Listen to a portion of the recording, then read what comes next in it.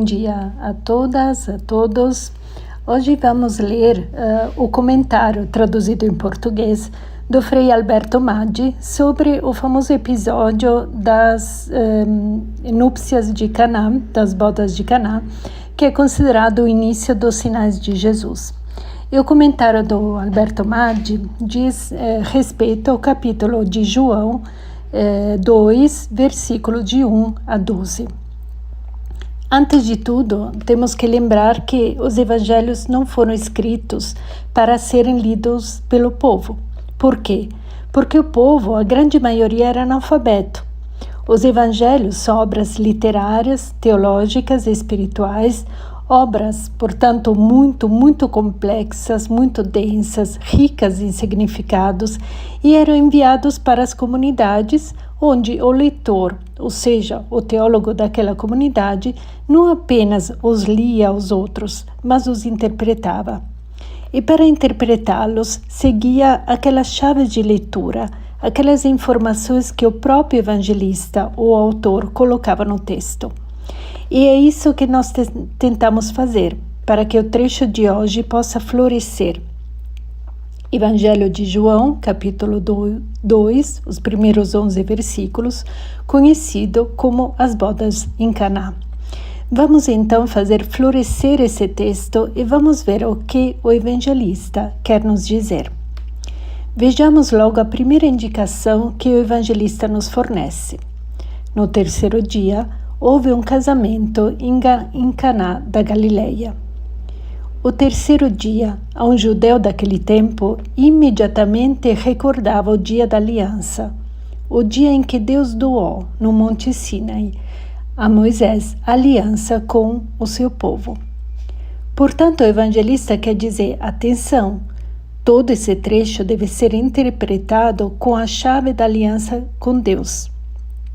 E o casamento? Essa aliança entre Deus e seu povo era representada através de um casamento. Deus era o esposo, o povo, Israel, a esposa. Em Caná da Galileia, a mãe de Jesus estava presente. Nesse trecho, todos os personagens são anônimos. Quando um personagem é anônimo, já vimos isso comentando outras passagens do Evangelho, significa que é um personagem representativo. A única pessoa que nesse trecho tem um nome é Jesus. Também Jesus e seus discípulos tinham sido convidados para o casamento. Como o vinho veio a faltar, no rito do casamento, o ponto mais alto e mais esperado era quando a esposa e o esposo bebiam de um único cálice de vinho. O vinho representa o amor.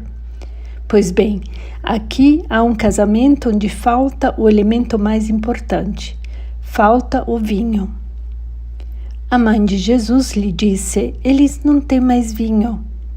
A mãe de Jesus, que fazia mesmo parte do casamento, não diz como se poderia esperar, não temos vinho, mas diz, eles não têm mais vinho.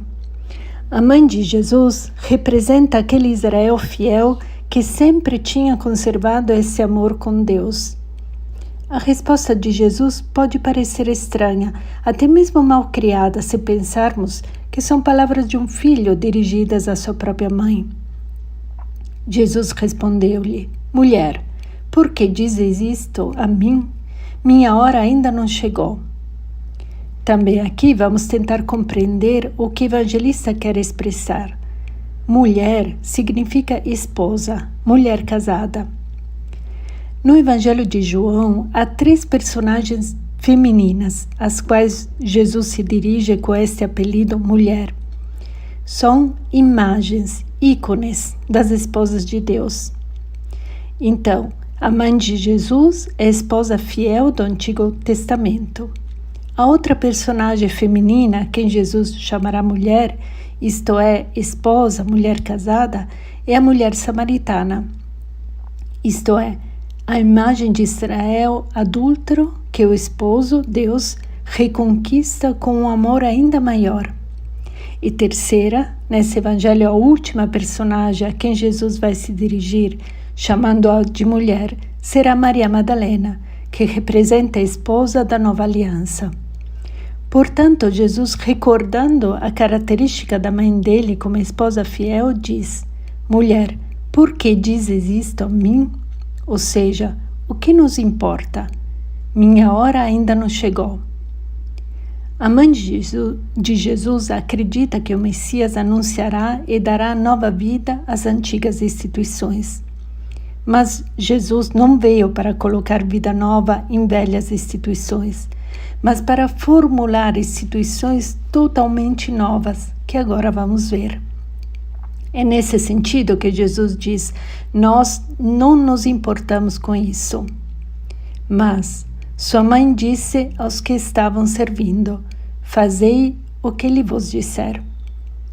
Os que estamos servindo traduz a palavra os diáconos, quer dizer, aqueles que livremente, voluntariamente, por amor, se colocam a serviço. Aqui o evangelista coloca na boca da mãe umas palavras do livro do Êxodo 24:7. Quando o povo tinha respondido a Moisés: faremos tudo o que o Senhor Javé mandar e obedeceremos. Em outras palavras, a mãe de Jesus diz aos serventes diáconos: fazei o que ele vos disser. Portanto, ela vê em Jesus o novo legislador, o novo Moisés, que é preciso escutar. E agora voltamos à descrição ao ambiente do casamento.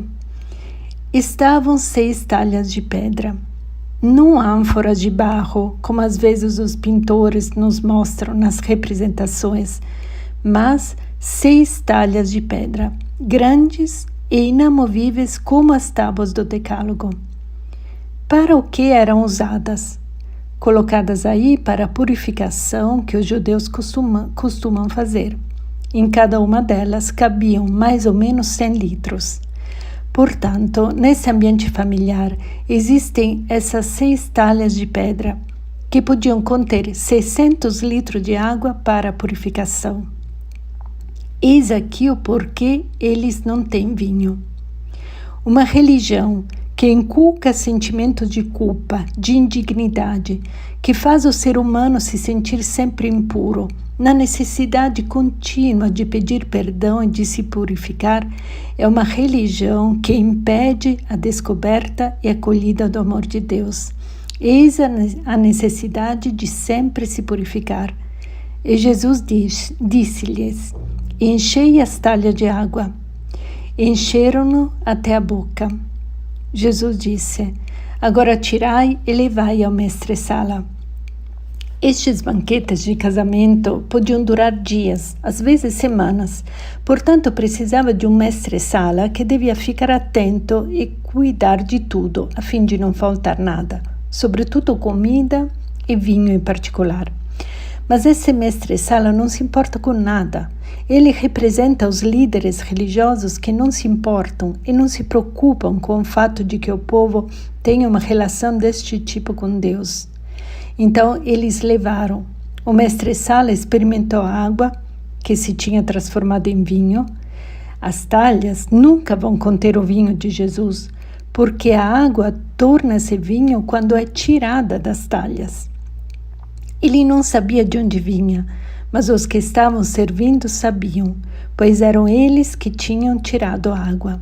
Portanto, as talhas nunca vão conter o vinho de Jesus, mas continuam a conter água.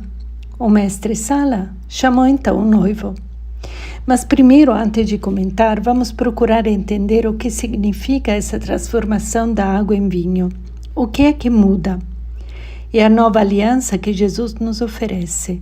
Uma nova relação com Deus, não mais com base na obediência à lei, o que nos faz sentir sempre indignos e imundos, mas baseada sobre a acolhida do seu amor. Com Jesus, o amor de Deus não é mais concedido pelos méritos das pessoas, somente recebe o amor àqueles que merecem, mas é concedido segundo as necessidades das pessoas. Portanto, o amor de Deus é concedido a todos sem exceção. O mestre-sala chamou então o noivo e, repreendendo-o, lhe disse: Todo mundo serve primeiro o vinho melhor e quando os convidados já estão embriagados, serve o vinho menos bom.